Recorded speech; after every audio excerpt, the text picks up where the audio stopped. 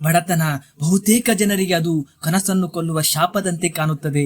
ಆದರೆ ಕೆಲವರಿಗೆ ಅದೇ ಬಡತನ ಜೀವನವನ್ನು ಗೆಲ್ಲುವ ಬಲ ಆಗುತ್ತದೆ.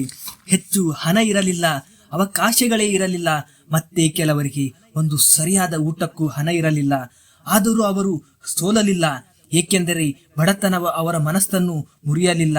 ಅವರಿಗೆ ಸಾಹಸ ಕಲಿಸಿತು, ಬದುಕಿನ ಮೌಲ್ಯ ಕಲಿಸಿತು, ಎದ್ದು ನಿಲ್ಲುವ ಕಲಿಕೆ ನೀಡಿತು.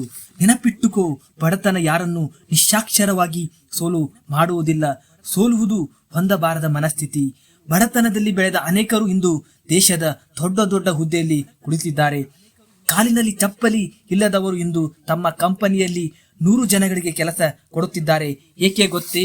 ಅವರಿಗೆ ಅವಕಾಶ ಸಿಕ್ಕಿದ್ದರಿಂದಲ್ಲ, ಅವರು ಅವಕಾಶಗಳನ್ನು ಕಂಡುಕೊಂಡಿದ್ದರಿಂದ. ಬಡತನ ಒಂದು ದಂಡೆಯಂತೆ, ಅದು ನಿನ್ನನ್ನು ಹೊಡೆಯುತ್ತೆ.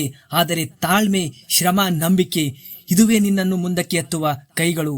ಯಾರಿಗೂ ಗೊತ್ತಿರಕ್ಕಿಲ್ಲ ನೀನು ಎಷ್ಟು ಹಸಿವಿನಿಂದ ನಿದ್ರಿಸಿದೆ ಎಂದು, ನೀನು ಎಷ್ಟು ಬೈಗುಳಗಳು, ಟೀಕೆಗಳು ಮಸಕ್ಕಾಗಿ ನುಂಗಿದೆ ಎಂದು, ನೀನು ಹೇಗೆ ನಗುಮುಖದಲ್ಲಿ ನೋವನ್ನು ಮರೆಮಾಡಿಕೊಂಡೆ ಎಂದು. ಆದರೆ ಒಂದು ದಿನ ಅದೇ ಕಷ್ಟ ಒಂದೊಂದು ಯಶಸ್ಸಿನ ಮೆಟ್ಟಿಲಾಗಿ ನಿಂತುಕೊಳ್ಳುತ್ತದೆ. ಹೀಗಾಗಿ ನಿನ್ನ ಬಡತನವನ್ನು ಶಾಪ ಎಂದು ನೋಡಬೇಡ, ಅದು ನಿನ್ನ ವೇಗ, ನಿನ್ನ ಶಕ್ತಿ, ನಿನ್ನ ಪಾಠ. ಬಡತನಕ್ಕೆ ತಲೆ ಬಾಗಬೇಡ. ಒಮ್ಮೆ ನೀನು ಯಶಸ್ವಿಯಾದ ಮೇಲೆ ಲೋಕವೇ ಈಗ ಯಾರು ನಿನ್ನನ್ನು ತಡೆಯಬಹುದು ಎಂದು ಕೇಳುತ್ತದೆ. ಹೋರಾಡು, ಸಾಧನೆ ಮಾಡು, ಯಶಸ್ಸು ಬಡತನದಲ್ಲೇ ಹುಟ್ಟುತ್ತದೆ.